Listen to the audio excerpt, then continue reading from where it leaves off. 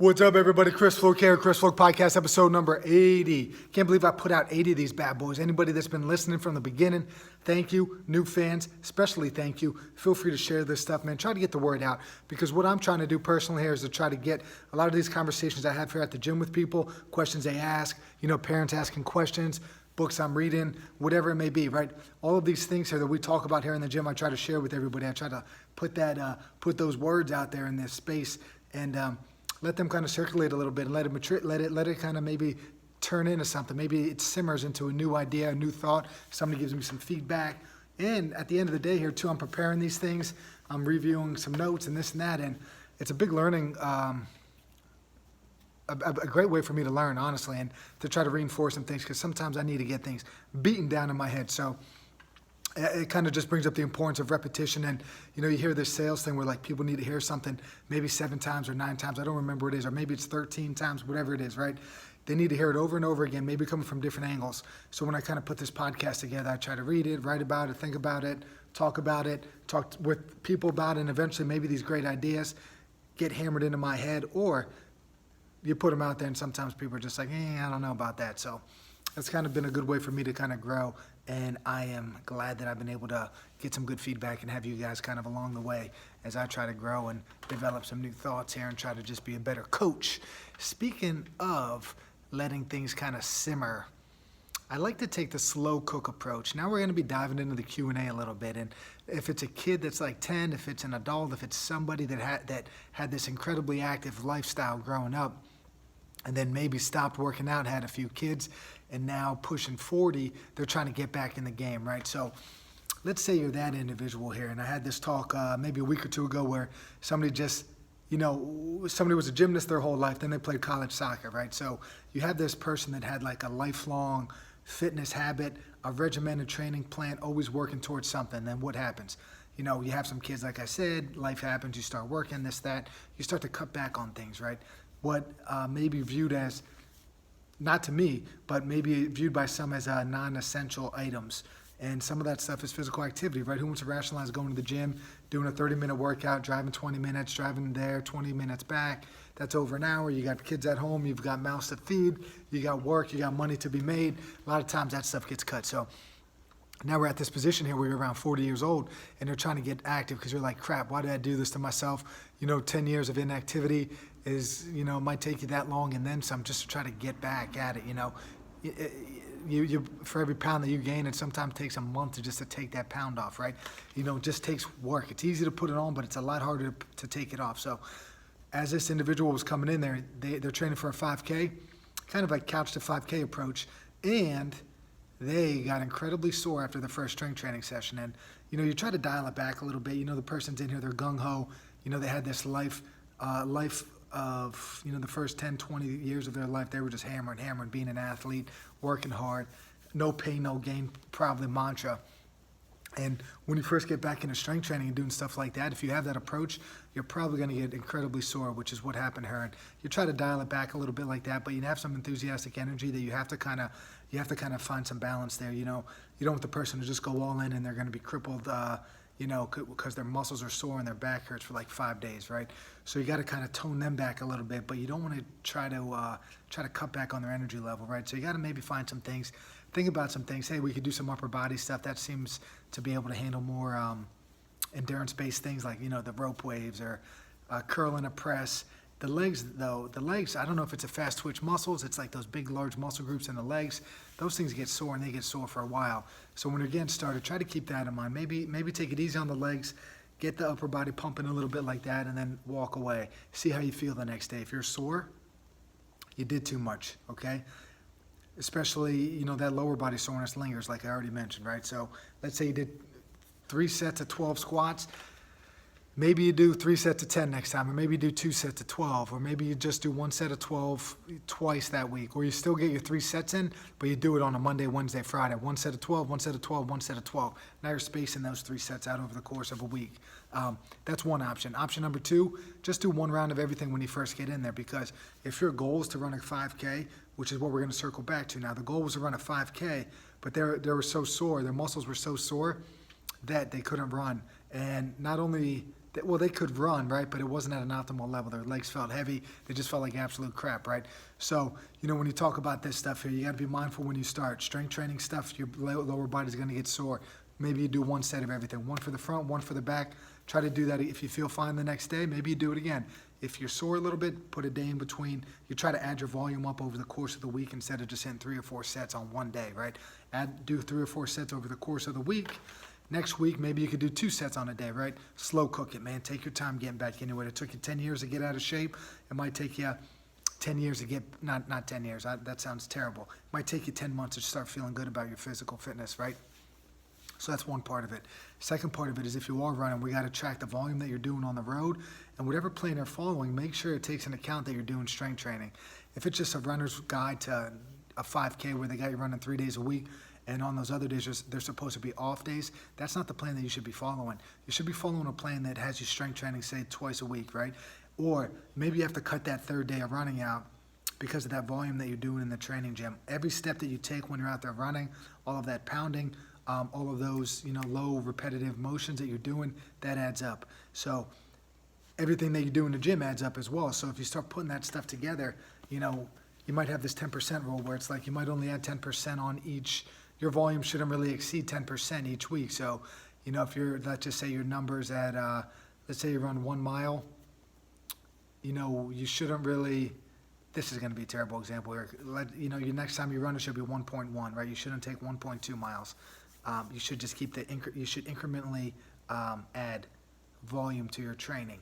So if you're running 3 days a week and you're accustomed to that, the idea would be maybe we do add some strength training, but you just do 1 set, right? If you jump in there and do a normal strength training routine and then you run on top of it, you're probably going to get beat up and not recover, right? So couch to 5K, strength train twice a week if that's your goal, right? So you want to eat good, you want to sleep good, you want to recover hard, you want to take recovery serious.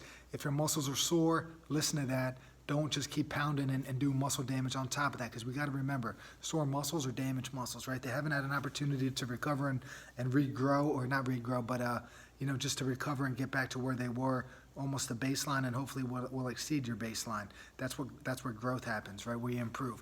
But if you don't give yourself an opportunity to recover, you're going to be running that tank below our baseline always, right? Damaged muscles, sore muscles. Say your baseline is here. If you don't recover fully, when you start that next day workout, you're going to be underneath your baseline here, and you can't get a solid workout in that state, right? So you got to recover hard. Eat good, sleep good, recover good.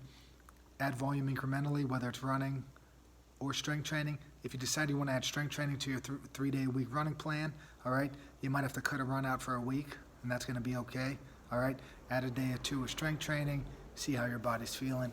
Go from there. At the end of the day, it's going to come down to you being intuitive and listening to how you're feeling, all right? So, that was one question that we had.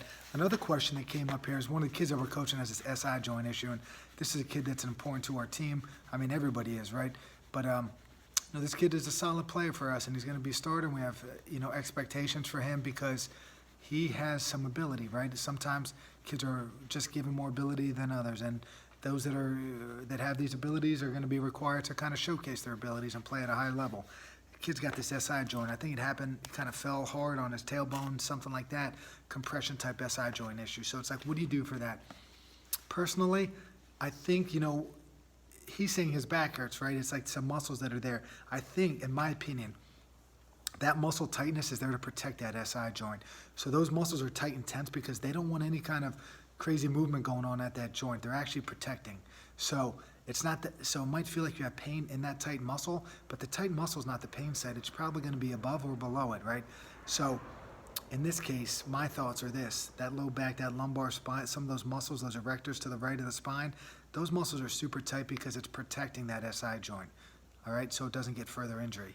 Now, my thoughts on this is that, we need to create a little bit of space in that SI joint, and we need to tenderize those muscles a little bit. We talked about slow cooking our training, right? Maybe that's a theme behind this. We want to tenderize those muscles just like the slow cooker tenderizes a nice piece of meat, right? So you think about beef jerky and you think about a nice tender piece of meat, right? The beef jerky is brittle, there's no give to it at all. That's kind of where the back is right now. It's protecting that SI joint. So what do we need to do? We need to work in there a little bit. We need to kind of loosen it up, all right? Lubricate the joint, so to speak. We need to Maybe take a lacrosse ball and you get the muscles in the glute and the high glute. Maybe you mess around with that low back a little bit like that. Not a big fan of the foam roller in this instance here. I think a tennis ball, well, I would think a lacrosse ball, in my opinion, would be the best. So you get in there, you use that tennis ball to kind of tenderize that meat a little bit, right? Sorry, the lacrosse ball. Same with the spine there, right above kind of where your pelvis would be. Those erectors are kind of like those big, thick muscles to the right or left of your spine. You might want to dig in there a little bit with something, right? It could be a hand, could be a massage tool of some sort that you might have, but you want to get in there a little bit too. You want to kind of tenderize those muscles around the SI joint. From there, I think you want to create a little bit of space in that hip, in that joint there. So you could do it by using a band. You could use this traction concept where, say you hook a band up to a squat rack, you loop the band around your leg.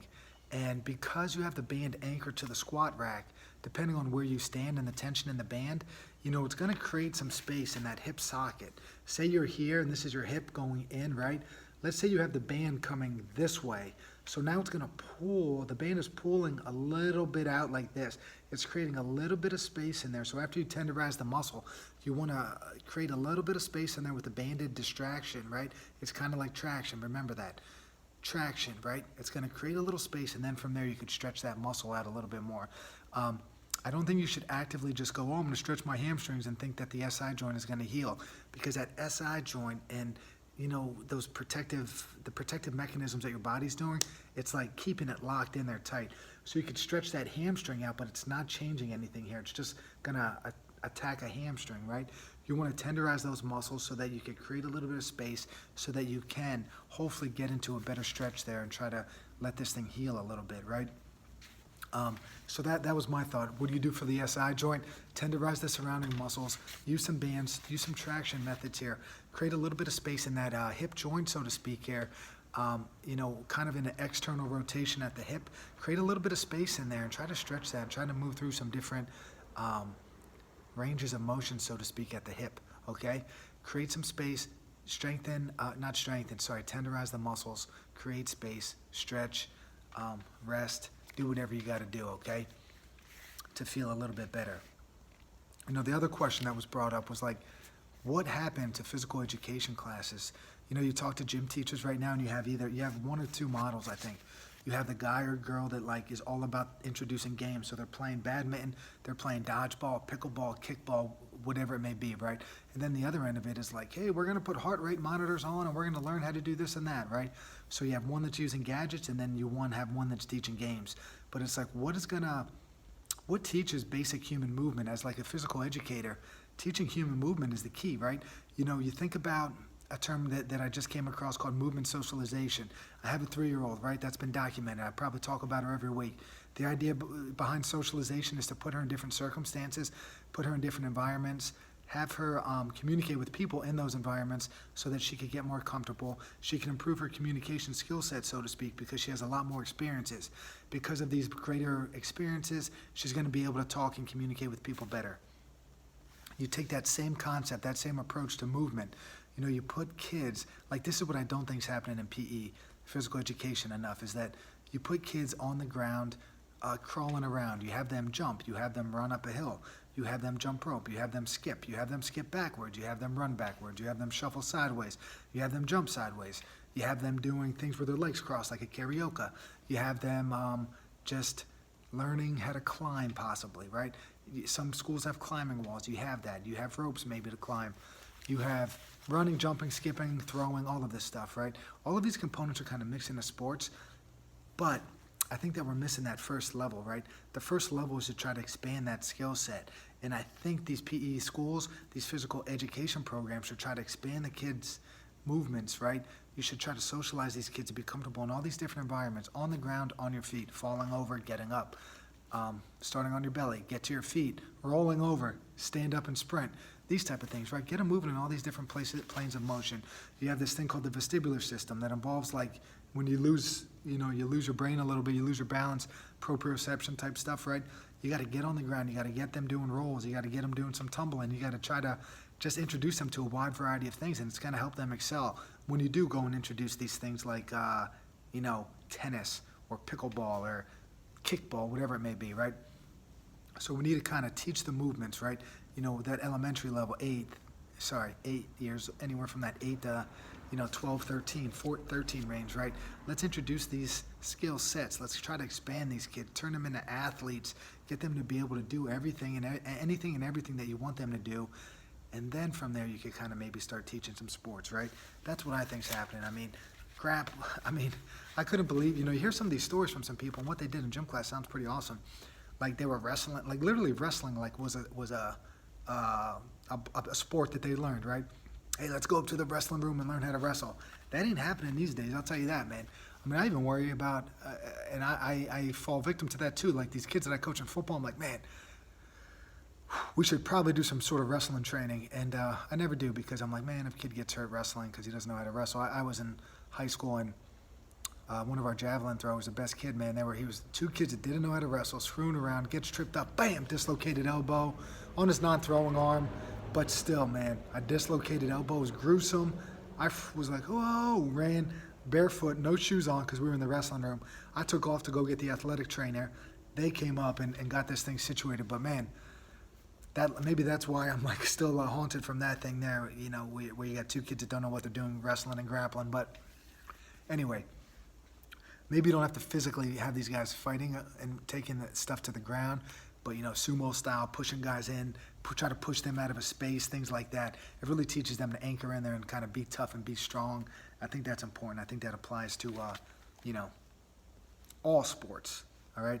Lastly, side note there, sport of tennis, man, when you think about it, if you try to put everything, all of those qualities that we kind of talked about, minus the ground-based stuff, that's the only thing that's missing. Tennis has a little bit, so you have to throw the ball up to serve it. You have to do an overhand hit. You do a backhand, right? You use both hands. It's ambidextrous. You twist in both directions, which is great. You will accelerate. You will sprint forward. You will sprint laterally. You will backpedal. You will do a crossover step where one leg crosses over the other to try to get to a ball. I think like all of these different movement skills, especially with your feet, they kind of show up in that sport, man. And I've really been thinking about one of these great universal sports to teach that has both this upper body and lower body thing. I think the sport of tennis might have it all right there. It's just, and it's also something you can do for a lifetime, I guess, right? There's people that are playing tennis now, 60s, 70s, 80s. Tennis might be the sport, all right? That was a random thought there that I forgot I wanted to mix in there. Last Q&A, man. What have I been watching? Cocaine Cowboys. Billy Corben's the director. Back in the day, I think 2006, he came out with Cocaine Cowboys. Crazy documentary. Now, this director loves Miami, man. That's where he grew up. He loves that it's a beautiful, beautiful mess. All the chaos and all that stuff around it, that's what he loves about it. And all of his documentaries kind of take place in that area, right? At least the ones that I saw The U. Billy Corben did The U, all right? If you saw that 30 for 30, 2-part 30 for 30 on the ESPN ran, that was Billy Corben. If you saw Screwball, right, the Alex Rodriguez documentary, that was Billy Corben. That was a great one about steroids. And the Alex Rodriguez scandal down in Miami was just totally ridiculous how he got caught. Check that out if you're into baseball. And then now there's Cocaine Cowboys. Basically, you got 2 high school dropouts, late 70s into the 80s, and then all the way up into the early 90s. I'm only 2 episodes into it. I was told, just wait. It gets better. So that's what I'm looking forward to, all right? Now, that's what I've been watching. What I've been listening to here is back when I first started coaching, I talked about this last episode. Tony Dungy's a great guy in the sense that he's got a great, he was something I emulated personality-wise because he wasn't this loud, rah-rah guy that was going to be cursing at kids and getting in their face and stuff like that. He was a guy that took this more of like a stoic approach and kept the big picture in mind and treated every individual as an individual person, right? Not as an employee or a dog, so to speak, okay? So I always kind of respected Tony Dungy. So when I first got into coaching, I started reading his books, Quiet Strength, Uncommon, Mentor, Leader, right? So recently I'm like, man, I want to kind of stay in this football theme mind stuff because we are in season. And so I start thinking like, hey, why don't I listen to this stuff at nighttime before I go to bed? And just to kind of keep all this stuff fresh. So that's what I'm doing. And I'm reading the Mentor Leader now, right? And last week I talked about fatherhood and that great quote that I got from the book, one father's worth more than 100 schoolmasters. I think that's important, like at home and what you're doing, but also there's that whole thing, like you're being a role model for your kid, but then there's a whole nother market out there, right? It's that whole, like there's people that could be watching you and how you behave and you don't even know it right now. So You know, there's athletes like Charles Barkley and all these other guys are like, I don't want to be a role model. Well, you don't have a choice because somebody's probably watching you. It could be your kid, it could be a neighbor, it could be a nephew, it could be somebody that you've never met before. Somebody's watching you and how you behave, and maybe they look up to you and you don't even know about it. So you should act in a way, you should act in an appropriate way, right? You know, one of the co-authors of this book, this guy Nathan Whitaker, he grew up in a town, and a father liked the way that this guy played that how Nathan played, and the way that he carried himself and all this other stuff, that he took his young son to go watch Nathan play, and like, this is a good play that you could emulate, you know, respect for the game, respect for his teammates, respect for the opponents, carried himself incredibly well. Nathan Whitaker went to college then. Nathan Whitaker still had a fan there that he didn't even know about. That kid would go to his college games, watch him, follow his career. You know, if he had one sort of slip up or did something totally disrespectful, that could have ripped that kid's heart out, right? And it didn't, right? But Whitaker didn't know this, right? And I think we should all think about this and how we carry ourselves, especially if we're involved with kids, if we're coaching, if we're in the community. We have to carry ourselves in an appropriate way, right? You don't want to be that guy that, you know, you have a football game and then you're out drinking at the local pub and then you're stumbling your way home, you know, right by the houses that you coach in, right? Your kids see that. Are they going to take you serious? You know, you don't want to be that person that, you know, speaks about character and all this other things, and then you see them disrespecting a waitress at the restaurant, right? You know, that type of stuff. You need to carry yourself in a way that is respectable because you're a person in the community and people might be watching. Another thing here, too, that really stood out is his, while Tony Dungy was with the Colts, John Tureen was a strength and conditioning coach, and he said one thing that really stood out to me when it comes to Coach Dungy was that he always told me, man, when it becomes important to them, they'll do it. Now, he's talking about his players, and, you know, if they're showing up late, if they're being disrespectful, if they don't seem to care about things, then it's just not important to them, right? If you have a quarterback that's dropping the snaps or throwing interceptions, fumbling the ball, not doing what he's supposed to do, it's not important to them. No matter what they tell you, man, it's just lip service, right? Because it's their work. It's what they do. That it's not the words, it's the work, right? It's actions, it's not the words. Actions speak louder than words and all these other different things here. I mean, there's quotes that go back. I mean, Dungy's a religious guy, so he's citing stuff. It's like something from the Bible. And, you know, don't tell me this stuff. Show me this stuff, right? Don't tell me that you have faith in us, but don't act accordingly. Don't tell me that you're going to protect the football and then be lackadaisical about it, all right? You have to start doing it. Your actions have to follow your words, you know. And if they don't, you're never going to grow. You're only kind of, you know, it's almost like being that phony, man. I always think back to this one Family Guy episode where Peter Griffin's pretending to play the piano, but really it's just a setting on the piano that's playing it, and he's sitting there pretending, and then he stops moving his hands, and the music keeps, well, this guy shows up, and he's like, yeah, this is good. And Peter Griffin stops playing or stops moving his fingers, and the guy's like, hey, this guy's a phony.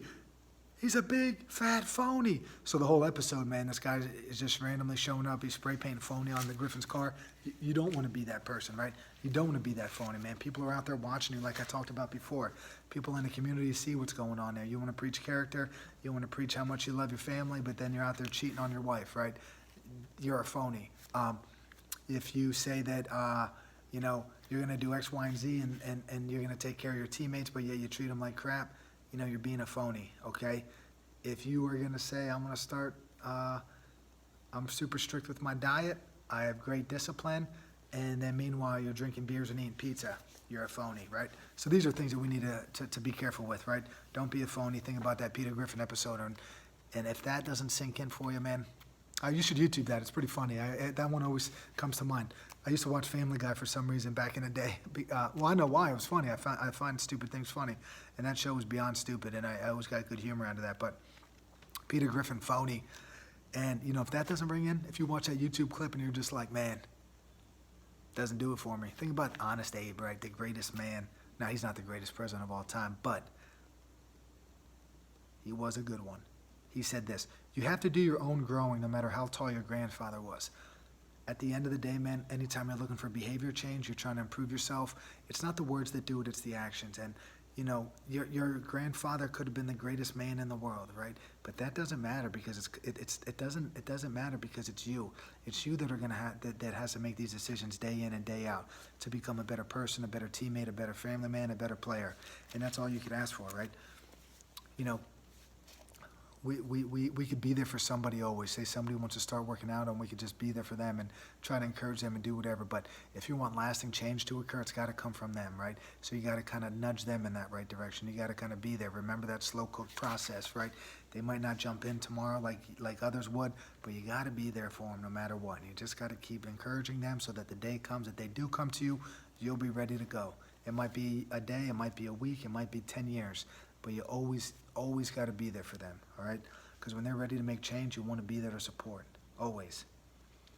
And then the last part here, man, in closing, I'm going to be talking about some stuff that I learned, some awful lessons this week, and almost learned about how selfish one could be, and I'm talking about myself here. You know, we have a high school kid here that his stepfather passed away young, man, age 41. And I don't know anybody in this family. You know, I'm kind of new to the area. I never met the man.